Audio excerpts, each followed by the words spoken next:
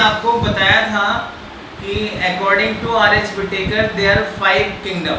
तो first kingdom हमारा था मोनेरा। तो मोनेरा में जो भी ऑर्गेनिज्म हैं उनकी सेल कैसी होती है, प्रोकैरियोटिक। और प्रोकैरियोटिक सेल आप जानते हैं कि बैक्टीरिया में पाई जाती है, ठीक है। और क्या कहते हैं, बैक्टीरिया में पाई जाती है। और ये जो सबसे सिंपल स्ट्रक्चर होता है सेल का, प्रोकैरियोटिक सेल। और प्रोकैरियोटिक सेल के जो सबसे बड़ा फीचर क्या है कि उनके न्यूक्लियस के चारों ओर न्यूक्लियर मेम्ब्रेन नहीं होती है। It means there is incipient nucleus in case of bacteria, right. तो उसके न्यूक्लियस को हम न्यूक्लियस ना कहकर न्यूक्लियोइड कहते हैं, राइट। क्या कहते हैं, न्यूक्लियोइड। और you can say only single chromosome is found in case of bacterial cell. तो इस जो किंगडम है हमारा मोनेरा, उसमें हम मेनली जो स्टडी करने वाले हैं वो बैक्टीरिया के बारे में स्टडी करने वाले हैं, ठीक है। तो एक उसको थोड़ा डिटेल में चलते हैं। और आप पहले बैक्टीरिया का फिगर देखिए बुक में, इधर देखिए। तो हियर यू सी, आप फिगर में देख रहे हैं कि आपको 4 टाइप के बैक्टीरिया हैं। एक बैक्टीरिया है जिनका शेप कैसा है, स्फेरिकल है, ठीक है, गोल है, छोटी छोटी बॉल जैसी लग रही हैं। तो जो बॉल शेप बैक्टीरिया होते हैं उनको हम कहते हैं coccus. Coccus is singular and cocci is plural, right. दूसरा जो हाँ, तो देखिए जो सेकंड टाइप ऑफ बैक्टीरिया है जिनकी शेप कैसी होती है, रॉड शेप। तो जो रॉड शेप बैक्टीरिया होते हैं उनको हम कहते हैं बैसिलस, राइट। तो singular is bacillus, plural is bacilli, right. और थर्ड टाइप के जो बैक्टीरिया हैं वो हैं स्पाइरल, क्लियर। तो स्पाइरल बैक्टीरिया पाए जाते हैं। और फोर्थ टाइप के जो बैक्टीरिया होते हैं वो कॉमा शेप होते हैं, जैसे ये कॉमा शेप है। तो इन कॉमा शेप बैक्टीरिया को हम कहते हैं विब्रियो, राइट। तो देखिए जो विब्रियो, जैसे मैं विब्रियो की बात कर रहा था, तो विब्रियो कॉलरी एक बैक्टीरिया होता है जो कॉलरा डिजीज करते हैं। कॉलरा जिसको आप जानते हैं हैजा भी कहते हैं, राइट। तो इस तरीके से बैक्टीरिया की बहुत सारी शेप हो सकती हैं। और एक बात और ध्यान रखिए, जैसे मान लीजिए हम कोकस की बात करें तो एक कोकस भी हो सकता है, 2 भी हो सकते हैं। अगर 2 कोकस है तो बैक्टीरिया कहलाएगा डिप्लोकोकस। अगर एक चेन बन गई कोकस की तो उसको कहते हैं हम स्ट्रेप्टोकोकस। और अगर एक कोकस का एक क्लम्प सा बन गया, एक ढेर सा बन गया, तो उसको हम कहते हैं स्टेफाइलोकोकस। इसी तरीके से सिंगल है बैसिलस, 2 रॉड शेप बैक्टीरिया हो गए तो हो गया डिप्लोबैसिलस। चेन बन गई स्ट्रेप्टोबैसिलस, एक ढेर बन गया स्टेफाइलोबैसिलस, ठीक है। तो ये आप ध्यान रखेंगे। और देखिए आपने देखा जैसे स्पाइरलम बैक्टीरिया है तो इसके सरफेस से फ्लैजिला भी पाए जाते हैं। तो फ्लैजिला सिंगल भी हो सकता है और बहुत सारे भी हो सकते हैं, ठीक है।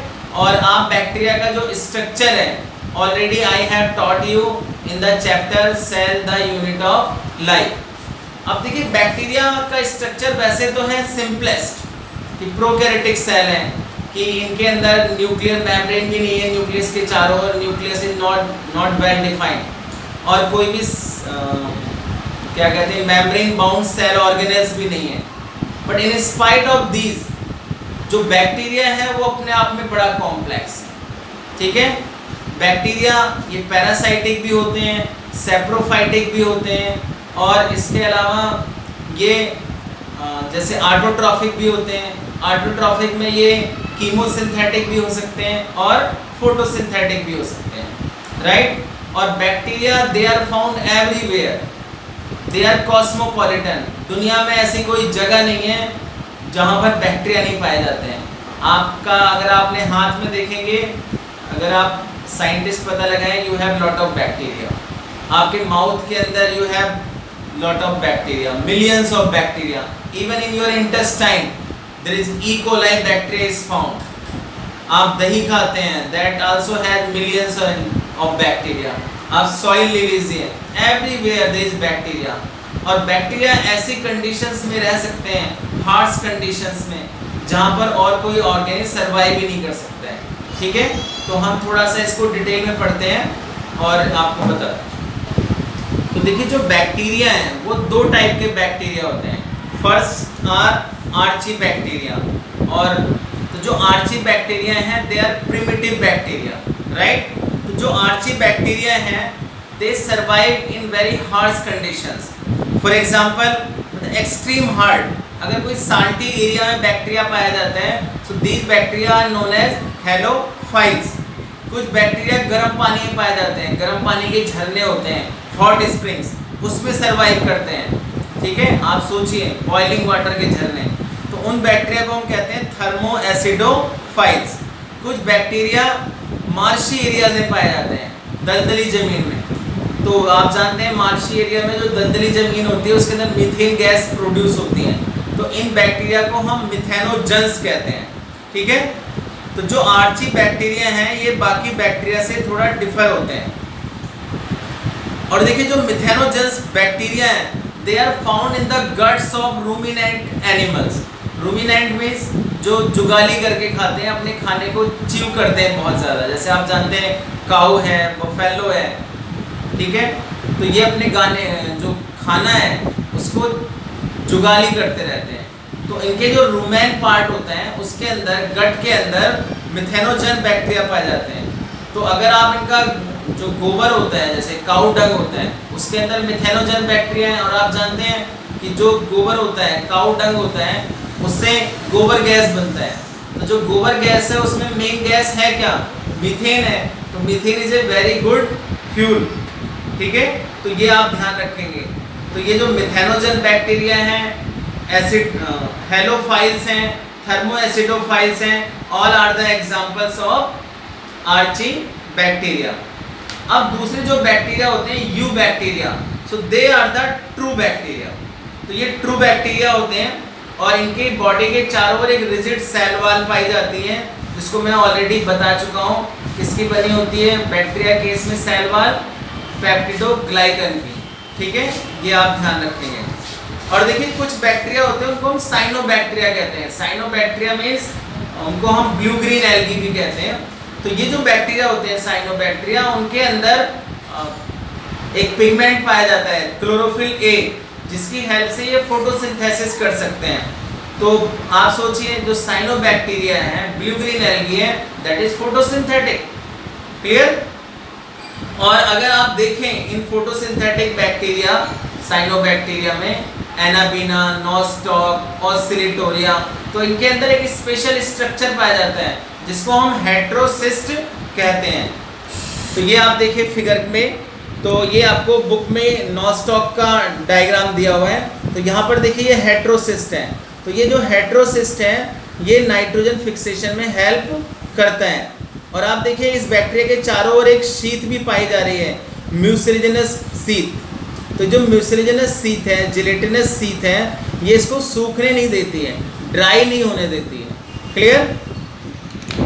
तो मैं आपसे बात कर रहा था कि हेटेरोसिस्ट नाइट्रोजन फिक्सेशन करता है। नाइट्रोजन फिक्सेशन क्या होता है? नाइट्रोजन फिक्सेशन का मीनिंग ये है, आप जानते हैं एटमॉस्फेयर में सबसे ज़्यादा नाइट्रोजन गैस पाई जाती है 78%। लेकिन जो प्लांट है, प्लांट को नाइट्रोजन चाहिए, but plant they can not capture nitrogen from the atmosphere directly.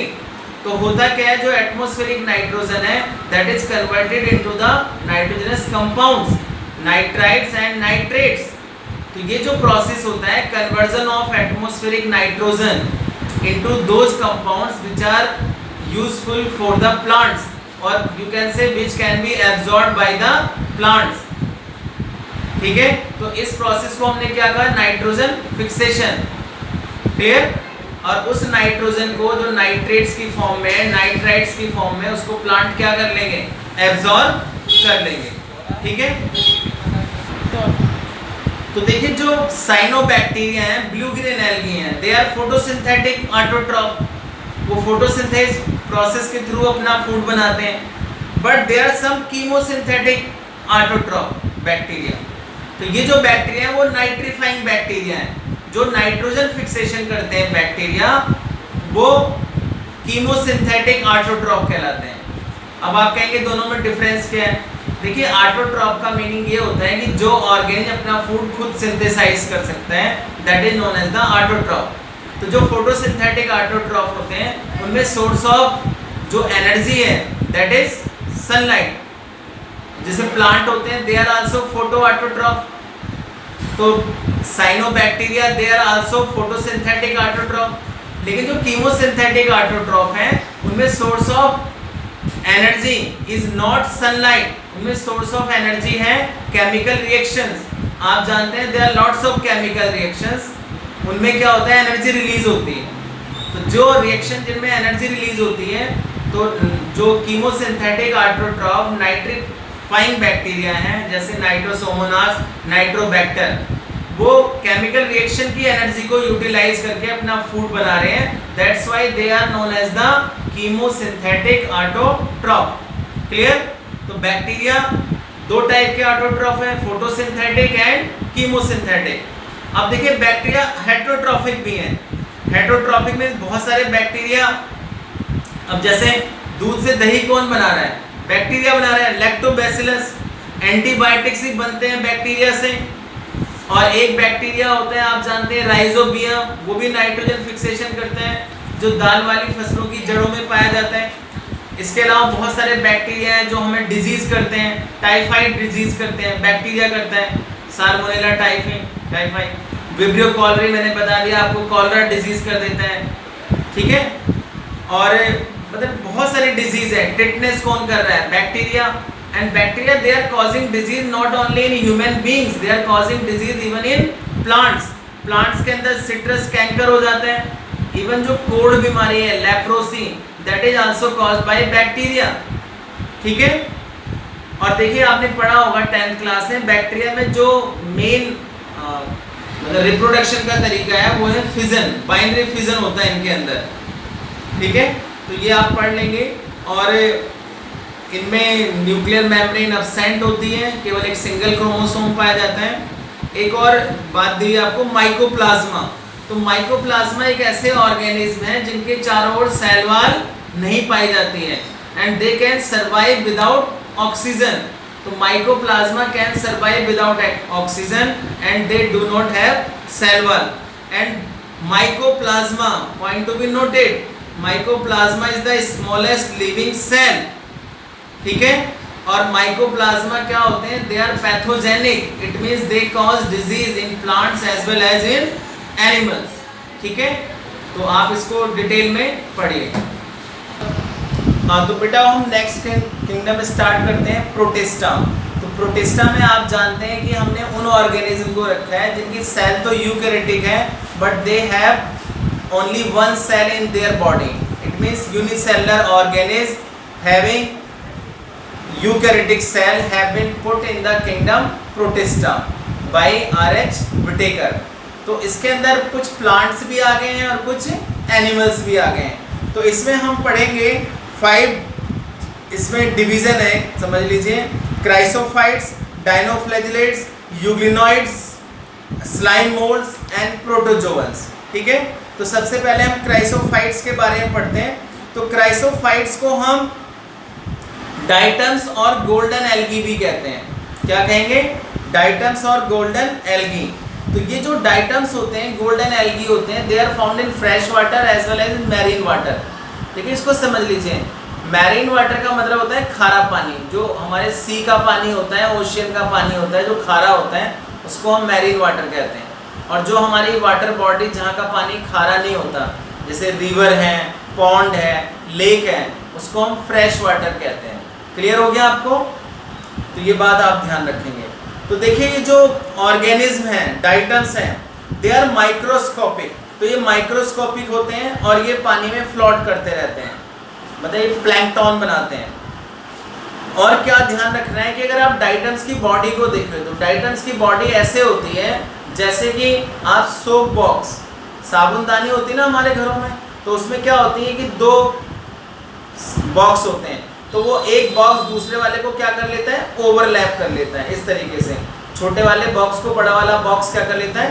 ढक लेता है। तो इस तरीके से इनमें 2 ओवरलैपिंग स्ट्रक्चर होते हैं जो आपस में फिट हो जाते हैं बहुत अच्छी तरह। और इनमें इनकी जो सेल वॉल होती है उसमें सिलिका पाई जाती है।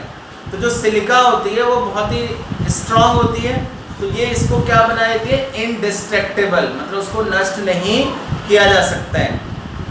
तो डाइटम्स के खत्म होने के बाद भी उनकी जो सेल वॉल है सिलिका होने की वजह से वो बची हुई रह जाती है। और देखें उस अर्थ को जहाँ पे डाइटम्स पाए जाते हैं उसको स्पेशल नाम देते हैं डाइटेमेसियस अर्थ। और ये जो डाइटेमेसियस अर्थ है बीइंग ग्रिटी, इसका बहुत यूज़ है इस सॉइल का पॉलिशिंग में, पॉलिशिंग करने से चमक आएगी, फिल्ट्रेशन ऑफ ऑयल, ऑयल को फिल्टर करने में, सिरप को फिल्टर करने में। तो डाइटम्स जो हैं आप देखिए they are the chief producer in the ocean, ocean में ये मेन प्रोड्यूसर हैं। प्रोड्यूसर का मतलब मेन फोटोसिंथेसिस करने वाले प्लांट हैं। नेक्स्ट हमारा आ गया डाइनोफ्लैजेलेट्स। तो जो डाइनोफ्लैजेलेट्स हैं ये मैरीन वाटर में पाए जाते हैं, ये केवल खारे पानी में पाए जाते हैं और ये फोटोसिंथेटिक होते हैं और ये कई कलर के हो सकते हैं। दे appear yellow, green, brown, blue और रेड। तो इनके अंदर डाइनोफ्लैजेलेट्स में किस टाइप का पिगमेंट है उसके अकॉर्डिंग डाइनोफ्लैजेलेट्स आपका डिफरेंट कलर का हो सकता है, येलो, ग्रीन, ब्राउन, ब्लू और रेड। और जो इनकी सेल वॉल होती है वो काफ़ी स्टिफ होती है और सेलुलोज की बनी हो सकती है। और इनमें 2 फ्लैजिला पाए जाते हैं जनरली, ठीक है, ये आप ध्यान रखेंगे। और एक देखिए एक रेड डाइनोफ्लैजेलेट्स है गोनी ऑलेक्स, गोनी ऑलेक्स। तो ये बहुत फास्ट मल्टीप्लाई करता है और जब फास्ट मल्टीप्लाई करता है तो इतना ज़्यादा ये फैल जाएगा और रेड कलर का है, तो रेड कलर का है ये। तो उससे क्या होता है कि पूरा जो और बहुत फास्ट मल्टीप्लाई कर रहा है तो पूरे समुद्र में, सी में रेड कलर का गोनी ऑलेक्स फैल गया। तो वहाँ पे जो लहरें भी आएंगी वो भी लहरें कैसी आएंगी, लाल लाल लहरें आएंगी। तो मुझे तो लगता है रेड सी का नाम इसीलिए रेड सी रखा गया है कि उसके अंदर रेड कलर के गोनी ऑलेक्स पाए जाते हैं, ठीक है। और ये कुछ टॉक्सिन्स भी रिलीज करते हैं। तो टॉक्सिन मतलब जहर, उस जहर की वजह से जो मछलियाँ वगैरह होती हैं इनके सराउंडिंग्स में वो मर जाती हैं, ठीक है, ये बात आप ध्यान रखिए। अब नेक्स्ट आता है हमारा यूग्लिनोइड्स। तो यूग्लिनोइड्स नाम से ही पता चल रहा है इसमें यूग्लिना आता है।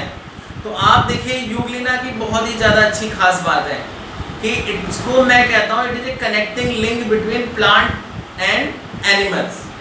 ये प्लांट और एनिमल्स के बीच में एक कनेक्टिंग लिंक है। इसके चारों ओर सेल वॉल नहीं पाई जाती है, एक प्रोटीन की रिच लेयर पाई जाती है जिसको हम कहते हैं पेलिकल, ठीक है। और इसमें 2 फ्लैजिला हैं, एक शॉर्ट होता है और एक लॉन्ग होता है। तो मैं क्यों कह रहा था कि ये कनेक्टिंग लिंक है बिटवीन प्लांट एंड एनिमल्स, इसका सिंपल रीजन है कि इसके पास सेल वॉल तो है नहीं, इट मीन्स ये प्लांट में नहीं आता, ये एनिमल में आता है। दूसरी बात, लेकिन इसके पास क्लोरोप्लास्ट पाए जाते हैं। तो क्लोरोप्लास्ट होने का मीनिंग क्या है, मतलब सेल वॉल नहीं है बट इट हैज क्लोरोप्लास्ट।